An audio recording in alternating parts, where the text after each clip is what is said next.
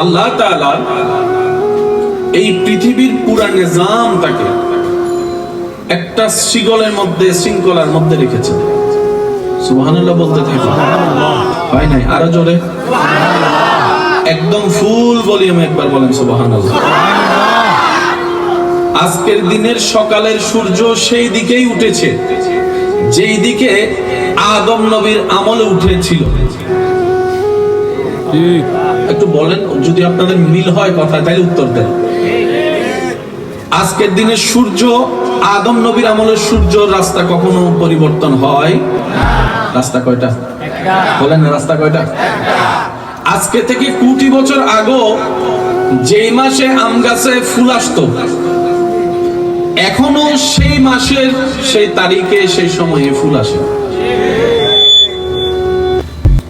System কার? যদি কষ্ট না হয় আওয়াজ দেন। সিস্টেম কার?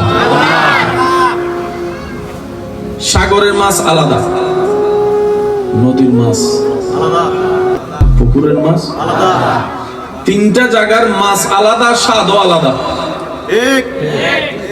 বুঝলে উত্তর দেন। তিনটা জায়গার মাছও আলাদা, স্বাদও আলাদা। কুমিরকে পুকুরে পাওয়া যায় না, বলেন না ভাইয়া? ওর সন্ধান পাবেন নদী কিংবা সাগরে।